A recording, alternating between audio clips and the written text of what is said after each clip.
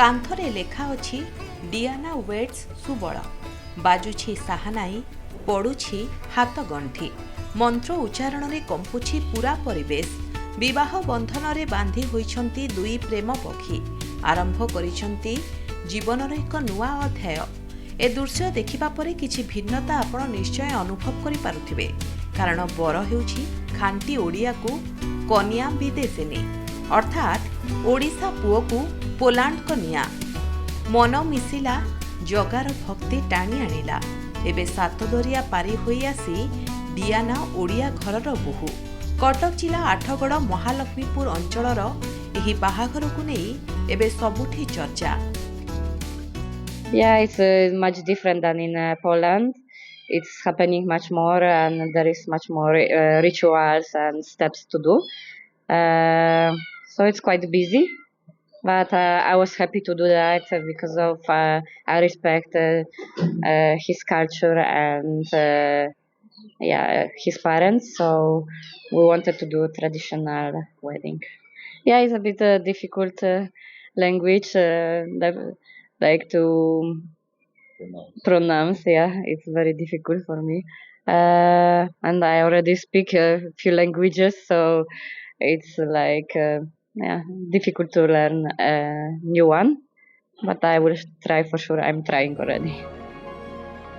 କଟକ ଆଠଗଡ଼ ମହାଲକ୍ଷ୍ମୀପୁର ଗ୍ରାମର ରତ୍ନାକର ବେଉରାଙ୍କ ପୁଅ ସୁବଳ ବେଉରା ବର୍ଷେ ତଳେ ଚାକିରି କରିବା ଲାଗି ଯାଇଥିଲେ ନେଦରଲ୍ୟାଣ୍ଡ। ସେଠାରେ ଏକ ହୋଟେଲରେ ପୋଲାଣ୍ଡର ବିଦେଶୀ ଝିଅ ଡିଆନାଙ୍କ ସହ ହୁଏ ଦେଖା। ସେଇଠାରୁ ଆରମ୍ଭ ହୋଇଥିଲା ଦୁହିଁଙ୍କ ପ୍ରେମ କାହାଣୀ। ଡିଆନାଙ୍କ ହାତ ଧରିବାକୁ ସୁବଳଙ୍କୁ ବହୁ କଷ୍ଟ କରିବାକୁ ପଡ଼ିଛି। ସେ ବାହା ହେବାକୁ ଇଣ୍ଟରଭ୍ୟୁ ଦେଇଛନ୍ତି, ପୋଲାଣ୍ଡରେ ଘାସ ବି କାଟିଛନ୍ତି। ଏବେ ଦୁହିଁଙ୍କର ପ୍ରେମ ହୋଇଛି ସଫଳ। ଉଭୟଙ୍କ ପରିବାରକୁ ବୁଝାସୁଝା କରି ବିବାହ ବନ୍ଧନରେ ବାନ୍ଧି ହୋଇଛନ୍ତି। ଜଗନ୍ନାଥ ଆଗରୁ ବହୁତ ମୁଁ ତାଙ୍କୁ ଆଉ ଦେଖା କରିବାକୁ ଯେତେ ଥର ଆସେ ଓଡ଼ିଶାକୁ ମୁଁ ଜଗନ୍ନାଥ ପୁରୀ ଥରେ ଯିବାକୁ ଚେଷ୍ଟା କରେ। ଦର୍ଶନ ବେଳେ ବେଳେ ମିଳେ ନାହିଁ, ଭିଡ଼ ଥାଏ, କିନ୍ତୁ ତଥାପି ମୋ ଆଶାରେ ମୁଁ ସବୁବେଳେ ଯାଏ। ଆଉ ଦେଖା କରିବା ପାଇଁ ବହୁତ ଆଶା ଥାଏ। ଆଉ ତାଙ୍କ କୃପାରେ ସବୁ ପସିବୁଲ ଭଲ ଲାଗୁଛି, ତାଙ୍କ ଆଶୀର୍ବାଦରେ ସବୁ ସମ୍ଭବ ହେଇଛି। ଭାଗ୍ୟ ଥିଲା ଆଉ ଜଗନ୍ନାଥ କୃପା ଥିଲା ଯେ ସିଏ ମିଳିଥିଲେ। ଆଉ ଗୋଟେ ନୂଆ ଚ୍ୟାଲେଞ୍ଜ ସହିତ ଚ୍ୟାଲେଞ୍ଜ ଆସିଥିଲା, ଆଉ ତାକୁ ଆମେ ଆଚିଭ୍ କରିଥିଲୁ। ଦୁଇଟା ପରିବାରକୁ ମନେଇଥିଲୁ, ସେଇଟା ବଡ଼ କଥା। ଆଉ ସବୁ ସମ୍ଭବ ହେଇପାରିଲା, ବାହାଘର ସରିଲା, ତ ସେଟା ଭଲ ଲାଗୁଛି। ପାଦରେ ଅଳତା, ମଥାରେ ସିନ୍ଦୁର, ହାତରେ ନାଲି ଶଙ୍ଖାକୁ ମୁଣ୍ଡରେ ନାଲି ଓଢ଼ଣୀ, ପୁରା ଓଡ଼ିଆଣୀ ବେଶରେ ଝଟକୁଛନ୍ତି ବିଦେଶୀ ବୋହୂ। ସେ ଏବେ ଜଗା ଭକ୍ତିରେ ବନ୍ଧା। ଓଡ଼ିଆ କଥା କହୁଛନ୍ତି, ଓଡ଼ିଆ ଘରର ରାନ୍ଧଣା ବି ଶିଖୁଛନ୍ତି, ଆଉ ଓଡ଼ିଆ ପରମ୍ପରା ଓ ରୀତିନୀତିକୁ ଆପଣେଇ ନେଇଛନ୍ତି। ଏମିତି ବୋହୂ ପାଇ ପୁଅ ଘର ଲୋକେ ସମସ୍ତେ ଖୁସି, ଆଉ ସମସ୍ତେ ପୋଲାଣ୍ଡ ବୋହୂକୁ ଖୁବ୍ ସ୍ନେହରେ ଆପଣେଇ ନେଇଛନ୍ତି। ବିଦେଶିନୀ ବୋହୂ ଯେଣୁ ମୁଁ ତାକୁ ତ ଆକ୍ସେପ୍ଟ କଲି, କିନ୍ତୁ ଆମ ଓଡ଼ିଆ ଘର ବୋହୂ ହବ ବୋଲି ମୁଁ ତାକୁ ପ୍ରାଣପଣେ ଚେଷ୍ଟା କରୁଛି।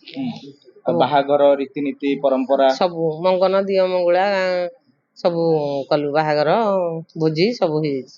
ହଁ, ସିଏ ତାର ଠାକୁର ଭକ୍ତି ଅଛି, ସିଏ ବି ଓଡ଼ିଆଣୀ ହବାକୁ ଚାହୁଁଛି। ତାର ବହୁତ ଆଗ୍ରହ ଅଛି। ଅଳତା ଲଗେଇବି, ମେହେନ୍ଦି ଲଗେଇବି, ଆଉ ସିନ୍ଦୁର ପିନ୍ଧିବି, ସେ ବହୁତ ଆଗ୍ରହ ଅଛି। ବୋଉ ମତେ ରଜରେ କହିଲା ହାପି ରଜ, ମୁଁ କହିଲି ସେମିତି ହୁଏ। ସିଏ ହେଠୁ କହିଲା ବୋଉ ଅଳତା ଲଗେଇଛି, ମୁଁ ଅଳତା ଲଗେଇଥିଲି। ସିଏ ହେଠୁ କହିଲା ମୁଁ ବି ଅଳତା ଲଗେଇବି ଗଲେ। ସେଠୁ ମତେ କହିଲା ବୋଉ ମୁଁ ପ୍ରିପାର ହଉଛି ଓଡ଼ିଶା ଯିବି ବୋଲି। ଆଉ ଏୟାରପୋର୍ଟରେ ଭାରି ଖୁସି, ସେତେବେଳେ ସ୍ୱାଗତ କଲୁ, ଡେଇଁଲା ଧରିକି ଏଠେ ମୁଁ ଓଡ଼ିଶାକୁ ଆସିଗଲି। ହଁ, ସେ ବହୁତ ଖୁସି। ପୁଅ ଯୋଗାଯୋଗ କରିକି ଆମକୁ କହିଲା, ପୁଅକୁ ଆଗରୁ ତା ବୋଉ ପଚାରିଥିଲା ଯେ ତୋ ଝିଅ ଠିକ୍ କରିପାରୁନୁ, ତୁ ଦେଖେ ନା ସେମିତି ଗୋଟେ ନାହିଁ, 2-3 ଜାଗା ଜୁଟିଥିଲା, ସେମାନେ ସେଠି ହବନି। ସେ ତାର ଟିକେ ଭଲ ଝିଅ ଚାହେଁ ଇଏ ହେଲା କି ସେ ହେଲା। ତାପରେ ଆମେ ହଁ କଲୁ। ସେ କହିଲା ତା ବାପା କହୁଛି ଇଣ୍ଟରଭ୍ୟୁ ନେବ। ମୁଁ କହିଲି ଇଣ୍ଟରଭ୍ୟୁରେ ପାସ୍ ନହେଲେ ନା, ପାସ୍ ନହେଲେ ବାହାଘର ହବନି। ମୁଁ ସେତେବେଳେ ଝିଅ ତ ଧର କହିବ ନା ସେମିତି ଝିଅ ସେ ନୁହଁ, ସେ ତାର ବି ଡିସାଇଡ୍, ଉଭୟ ପରିବାର ଇଏ ହେଲେ ବାହାଘର ହବ, ନହେଲେ ସେ ସେଇଆ ବି କହିଲେ। ଖୁସି ହେଲେ। ଆମ ଦେଶକୁ ଇଏ କଲେ, ଏତେ ବାଟରୁ ପାଠ ପଢିକି ଆସିଛ, ଆଉ ଆମ ଦେଶକୁ ତମ ବାପା ମାଙ୍କୁ ଧନ୍ୟବାଦ, ତମ ଦେଶକୁ ଧନ୍ୟବାଦ, ତମକୁ ଧନ୍ୟବାଦ। एबे बाहाघर परे बोहूको देखिबाको पड़िशा घर लोकंक जमिछि भिड़ समस्ते खुशी हेबा सह पुओ बोहूको करिछन्ति आशीर्वाद। एही विवाहको नै एबे पूरा अंचल चर्चा हेबा सह विदेशी बोहूर प्रशंसा भी खूब हेउछि। आठगड़रू विरूपाक्ष प्रधान रिपोर्ट न्यूज 7 डिजिटाल।